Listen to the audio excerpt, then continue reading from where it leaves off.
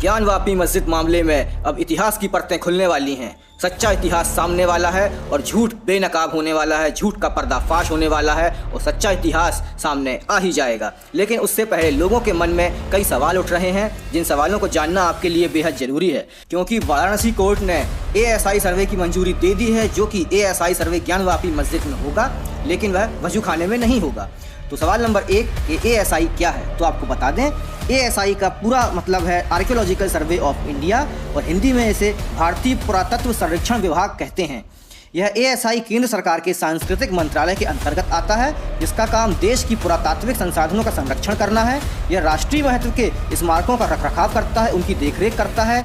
ASI प्राचीन धरोहर व ऐतिहासिक इमारतों से जुड़े तथ्यों को प्रमाणित करने का भी काम करता है, उसके लिए जाना जाता है। यह काम साइंटिफिक तरीके से किया जाता है, इसमें किसी भी तरह की गलती की गुंजाइश नहीं होती। ठीक राम मंदिर मुद्दे में ASI की बहुत महत्वपूर्ण भूमिका थी और ASI की सर्वे, जांच और खुदाई में ही तथ्य और सच्चाई सामने आई थी।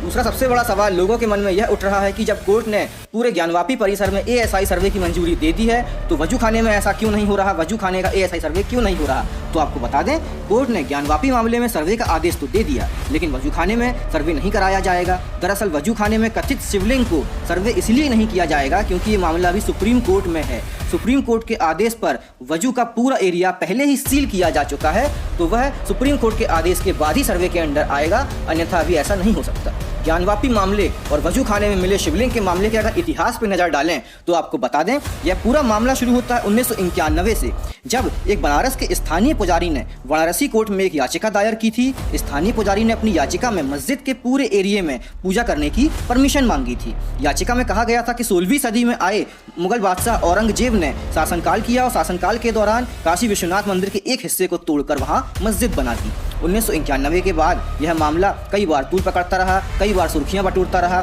सालों बीत गए, लेकिन उसके बाद भी कोई निर्णय नहीं आया। इलाहाबाद हाई कोर्ट ने इस मामले पर सुनवाई को भी स्थगित कर दिया था। फिर यह मुद्दा बीच बीच में गरमाता रहा, लोग इसके बारे में चर्चाएं करते रहे, सालों बीत गए। फिर आया दिसंबर 2019 का दिन। इस दिन बनारसी कोर्ट में वकील विजय शंकर रस्तोगी ने अवैध मस्जिद निर्माण की याचिका दायर की। रस्तोगी ने ज्ञानवापी के सर्वे की भी मांग की। दरअसल इससे पहले सालों के विवादों में रहे राम मंदिर जन्मभूमि पर सुप्रीम कोर्ट ने अपना फैसला सुना दिया था और राम मंदिर अब बनने वाला था। इस पर उन्हें यह एहसास हुआ कि जब अयोध्या का राम मंदिर मुक्त हो सकता है, तो बनारस का काशी विश्वनाथ मंदिर मुक्त क्यों नहीं हो सकता। फिर अप्रैल 2021 में वाराणसी कोर्ट ने पुरातत्व विभाग से सर्वे का रिपोर्ट जमा करने का आदेश दिया।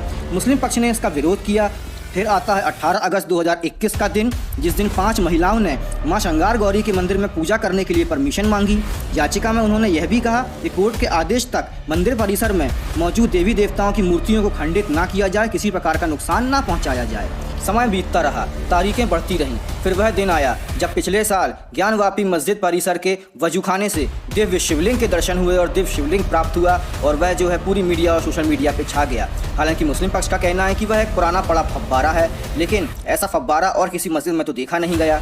और अगर वह फव्वारा होता, भगवान नंदी का सर उनकी ओर ना होता, उनका मुंह उस फव्वारे की तरफ ना होता। वह शिवलिंग ही है, इसीलिए भगवान नंदी का मुंह भी अपने शिवलिंग, अपने महादेव की तरफ ही है, जो कि उनका पूजन अर्चन कर रहा है और सालों से उनका बेसब्री से इंतजार कर रहा है कि मेरे महादेव कब मुक्त होंगे, मेरे महादेव मुझसे कब मिलेंगे।